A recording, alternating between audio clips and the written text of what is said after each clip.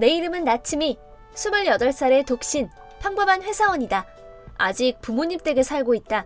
출근하는데 2시간 반이나 걸리기 때문에 회사 근처에서 혼자 살고 싶은 마음이 굴뚝 같지만 7년 전에 엄마가 병으로 돌아가신 후 아빠를 혼자 두기가 뭐해서 지금도 집에서 출퇴근하고 있다. 나츠미, 아빠 걱정은 이제 그만하고 네 인생이 중요하지. 넌 너 하고 싶은 거 하면서 살아. 네, 알아요. 그렇지만 아빠 혼자 있으면 누구랑 말할 사람도 없고 외롭잖아요. 아직 남자친구도 없고 당분간 결혼 생각도 없으니까 아직 집에서 다닐만 해요. 그래, 고맙다. 조용하고 말없는 아빠와 둘이서 엄마의 영정을 모신 불단 앞에서 두 손 모아 기도하는 시간이 좋았다. 아빠도 아직 56살인데 앞으로 남은 인생이 창창해요. 혹시라도 재혼하고 싶은 분이 생기면 제 눈치 보지 마시고 결혼하셔도 돼요. 재혼은 무슨, 그런 생각 해본 적도 없다. 그런 얘기를 했던 게 불과 몇 년 전인데 요즘 아빠가 어쩐지 들떠있고 안절부절 못하는 사람처럼 보이고 넥타이를 고르는 시간이 길어졌고 아빠가 예전과 달라졌다는 걸 눈치채게 되었다.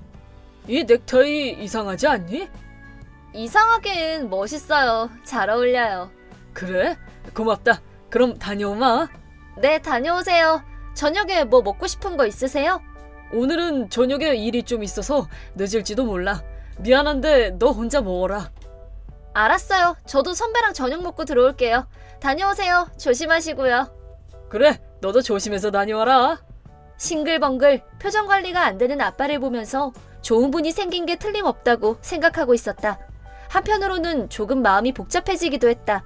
아빠가 평생 엄마를 잊지 않고 기억해줬으면 하는 마음도 없는 건 아니지만 중요한 건 아빠는 아직 젊고 아빠의 인생도 아직 할 수 있는 게 많다는 거다. 좋은 분을 만나서 즐겁게 인생을 보낼 수 있다면 그보다 더 바랄 것은 없다. 나는 조용히 뒤에서 아빠를 응원하기로 했다.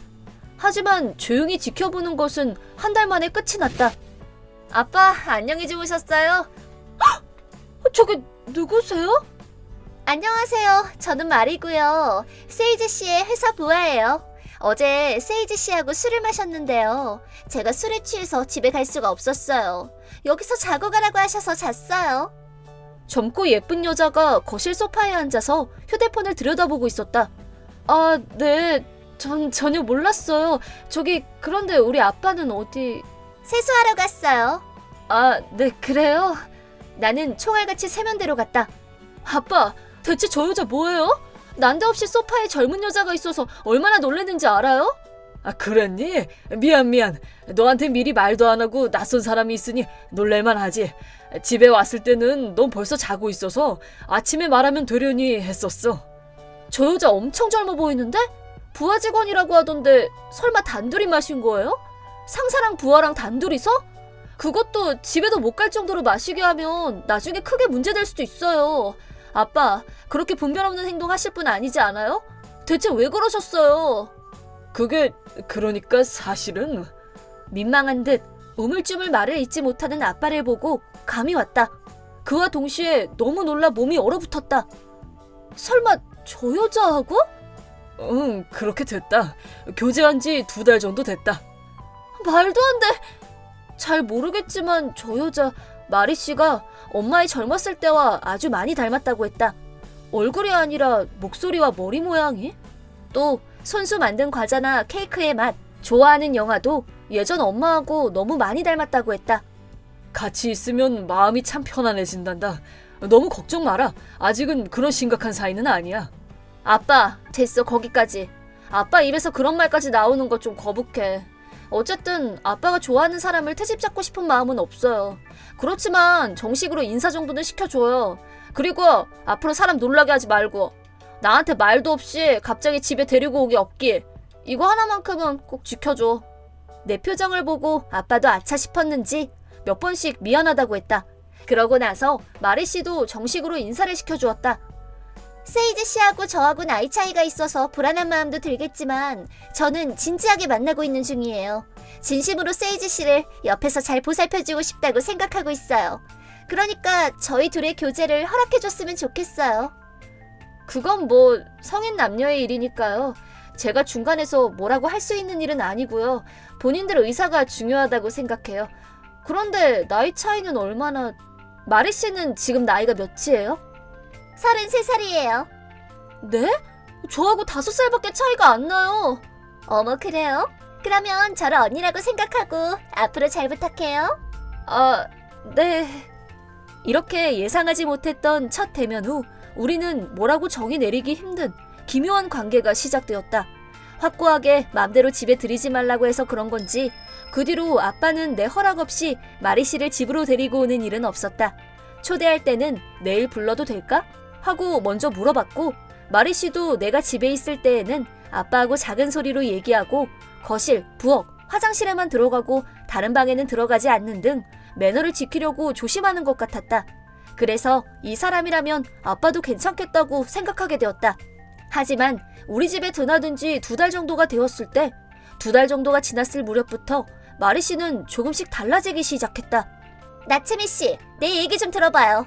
내가 세이지 씨한테 결혼하고 싶다고 말했거든요. 그랬더니 언제가 때가 되면 하자 그렇게 대답하더라고요. 아, 네, 그랬어요? 네, 이제 우린 약혼한 사이나 다름없으니까 앞으로 저를 어머니라고 불러도 괜찮아요. 아, 네, 그런가요? 호칭 정리는 진짜 결혼하면 그때 하는 걸로 하죠. 아유, 낯가리기는 뭘 그렇게 쑥스러워해요. 그런데 나는 낯 같은 거 안 가리는 타입이라서요. 가족처럼 사이좋게 지내고 싶어요. 괜찮죠? 아, 네. 그리고 나 이것 좀 빌려도 돼요? 네? 목걸이를요? 안 돼요. 그건 소중한 물건이라서요. 그럼 이 향수는? 그것도 안 돼요. 엄마가 남기고 간 물건이니까. 왜 갑자기 그런 걸 물어보시는 거죠? 그거야 이제 가족이나 다름없으니까 가족들끼리는 서로 물건도 빌려주고 빌려 쓰는 게 정상 아닌가?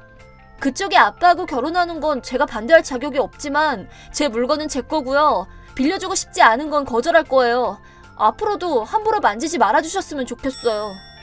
진짜 내가 잘 지내보려고 이렇게 애쓰는데 나츠미는 치사하게 선을 확실히 긋네? 세이지 씨는 내가 해달라는 건 다 해주는데 둘이 틀려도 너무 틀려. 부녀지간 맞아요?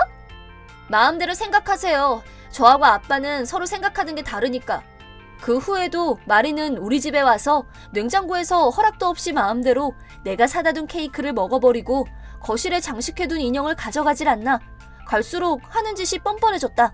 아빠가 뭐라고 하면 잠깐 조용하다가 다시 또 반복해서 똑같은 짓을 되풀이했다. 진짜 마리 씨는 사람이 좀 덜 된 것 같아요. 아빠는 어쩌자고 그런 여자한테 빠졌는지 도무지 이해가 안 돼요. 불만이 쌓인 나머지 나는 회사에서 선배에게 푸념을 털어놓았다. 게이타 선배는 얼굴도 잘생기고 능력도 있는 엘리트였다. 솔직히 말하면 내가 혼자 동경하는 사람이다. 게이타 선배라면 좋은 어드바이스를 해줄 줄 알았는데. 그런데 나는 아버님 마음도 알 것 같은데? 네? 왜냐면 아버님보다 그 말이라는 사람 23살이나 어리다면서 완전 능력 있으셔. 부럽다 부러워. 저게... 이왕이면 어린 게 좋지. 나침이 너도 중거품하고 신상 있으면 신상 고를 거 아니야. 그냥 그런 이치야. 그나저나 아버님 진짜 대단하시다. 50대에 그렇게 젊은 여친이 생기다니. 나도 비결을 좀 전수받을 순 없을까? 그에 대한 환상은 여기까지. 그래서 너 게이타한테 혼란 깼어? 아이코 선배, 진짜 웃을 일이 아니에요. 아빠 일만으로도 충격 때문에 머리가 어지러운데 게이타 선배까지 겨우 그 정도 사람이었다니. 그래도 고백하기 전에 게이타의 본색을 알았으니까 잘 된 거지. 그렇긴 한데요. 아빠를 어떻게 하면 좋을까요? 선배, 무슨 좋은 방법이 없을까요? 너는 아버지하고 그 말이라는 사람이 헤어졌으면 좋겠어? 네, 솔직히 마리 씨는 아빠랑 어울리지 않는 것 같아요. 하지만 아빠는 네 엄마 젊었을 때랑 너무 똑같아. 그러면서 마리 씨한테 푹 빠져있고 그렇게 즐거워하는 모습은 최근 몇 년 동안 본 적이 없기 때문에 헤어지는 게 좋을 것 같다는 말은 차마 안 나오고. 그렇구나. 아버지는 마리 씨가 네 물건에 함부로 손을 댄다던가 너한테 함부로 말하는 것도 다 알고 계신 거지? 제가 그때마다 말했기 때문에 알고 있긴 해요. 그런데 자기가 좋아하는 사람의 나쁜 점을 다 알면 충격을 받지 않을까 싶어서 살짝 돌려서 말하고 있어요. 그럼 그 말이라는 사람의 본색을 아버지가 보게 하면 되지 않아? 진실을 알게 되면 아버지도 결혼에 대해서 다시 신중하게 판단하실 거야.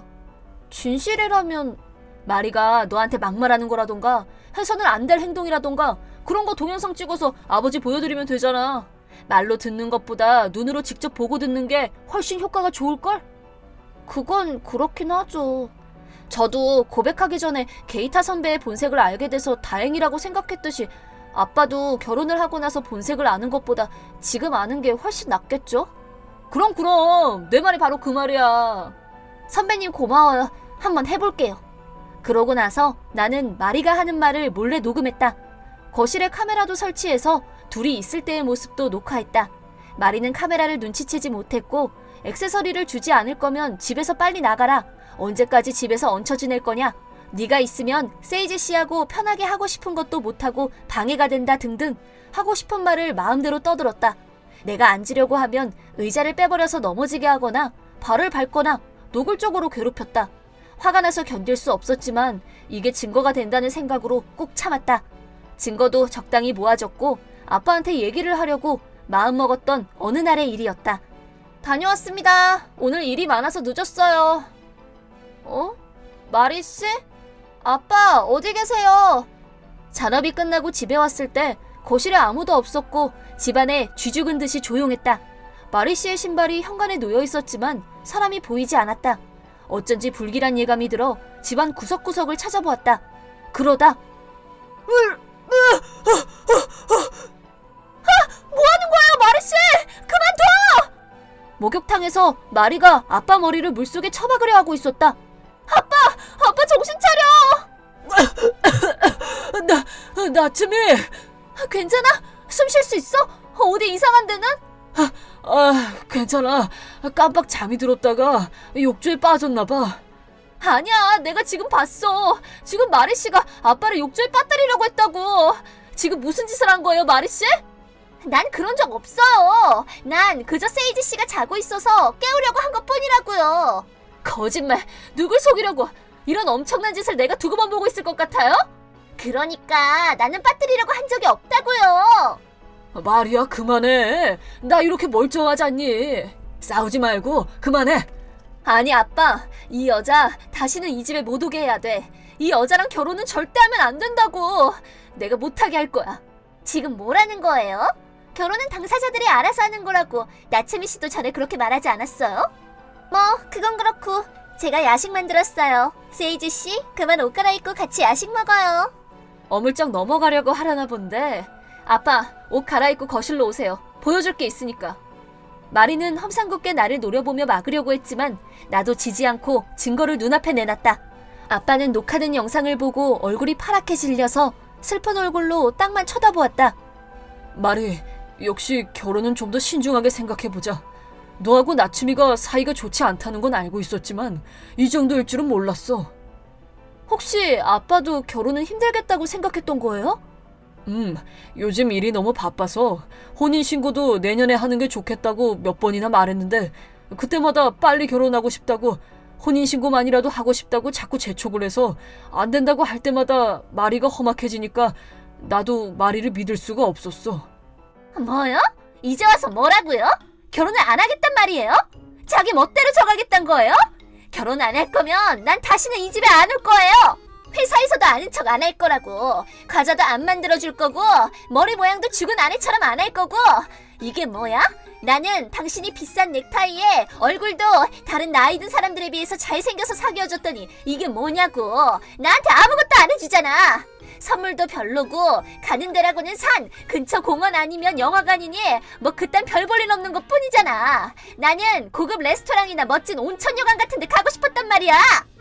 그게 당신의 본색이겠지. 그래, 역시 너는 내가 아니라 돈이 목적이었어. 당연한 거 아니에요? 어떤 선배가 당신이 현금 부자의 땅 부자라고 말했기 때문에 사귄 거라고. 내가 돈 없고 나이 많은 남자를 쳐다나 볼 것 같아요? 늙은이 주제에?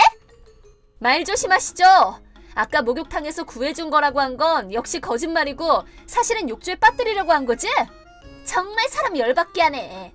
혼인신고서를 내밀었는데 도장을 안 찍으니까 열받아서 잠깐 화풀이한 것뿐이라고. 화풀이라니, 그건 폭행이라고. 어쩜 그렇게 뻔뻔해요? 내가 당신 절대 그냥 안 둘 거야. 그냥 안 두면 어쩔 건데? 경찰에 신고라도 하게? 다친 데도 없고 증거도 없는데 내가 잡혀갈 것 같아? 이 세상 물정 모르는 어린 거사. 어이가 없어서 원. 그렇게 비웃으며 마리는 자기 집으로 가버렸다. 아빠는 상당히 충격을 받은 것 같았고 나에게 정말 미안하다며 몇 번이나 사과했다. 엄마의 영정 앞에 무너지듯 앉아 하염없이 눈물만 흘렸다.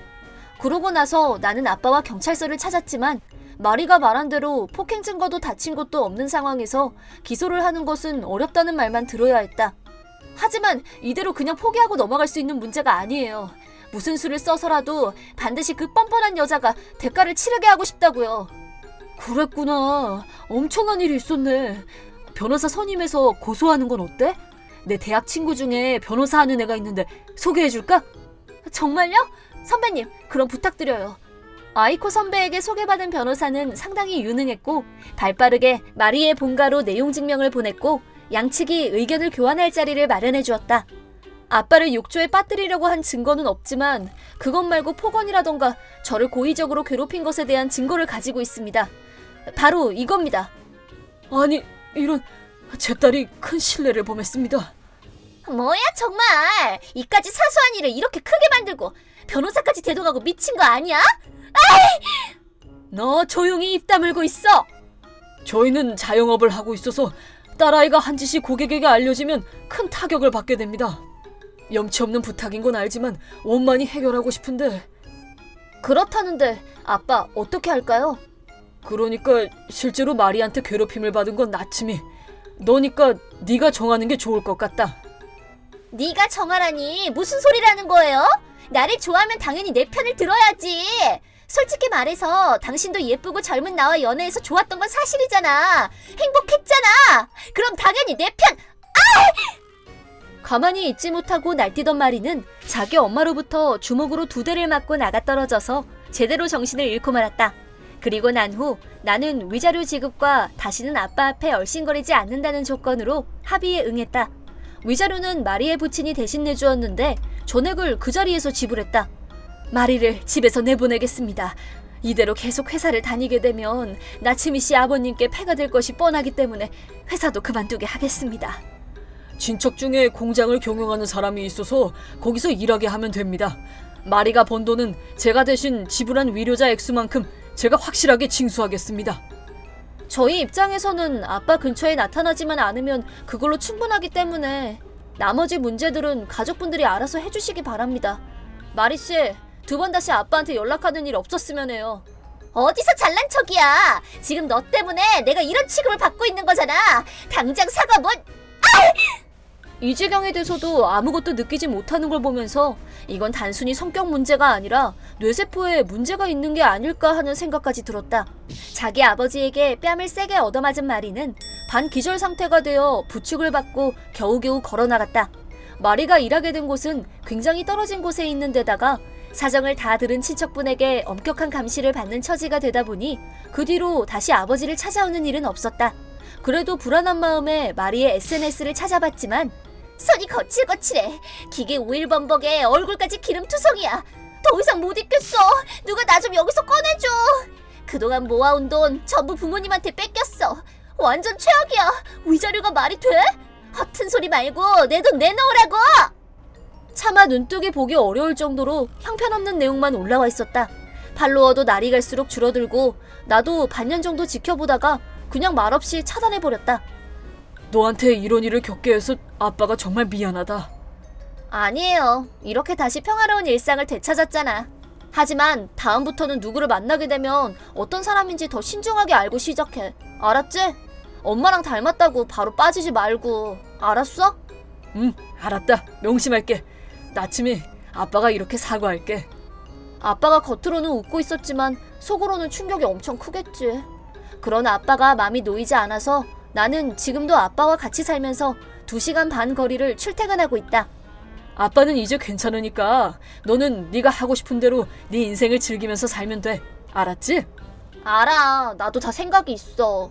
그게 있잖아. 그러니까 사실은 남자친구가 생겼는데 그 사람이 결혼을 전제로 사귀었으면 한다고 하는데. 그래? 응. 마리 일 때문에 알게 된 그때 그 변호사 기억해? 아, 그 성실하게 생긴 청년 기억하지 그럼. 참 괜찮아 보였는데 난 아주 마음에 들어. 대찬성이야. 결혼식은 언제 할래? 그래. 엄마가 입었던 기모노 입고 기념사진도 찍고 하면 좋겠다. 어떠니? 이거 이 옷 엄마한테 정말 잘 어울렸었는데 너한테도 잘 어울릴 것 같다. 아빠, 너무 나갔어. 왜 그렇게 앞서가? 이제 갓 사귀기 시작했다니까. 앞으로의 일은 천천히 생각할 거니까 그렇게 알아. 아이 그래 그렇지 참. 너무 좋아서 흥분했나 보다. 아빠, 앞으로도 제 옆에서 저 지켜보셔야 해요. 그거야 당연하지. 엄마, 많은 일이 있었는데 이제 다 지나갔어. 우리는 잘 지내. 앞으로도 나하고 아빠 천국에서 잘 지켜봐줘. 특히 아빠한테 이상한 여자가 달라붙으면 무슨 수를 써서라도 내쫓아줘. 제발이야. 다른 건 몰라도 그것만큼은 꼭이야 꼭. 부탁해 엄마.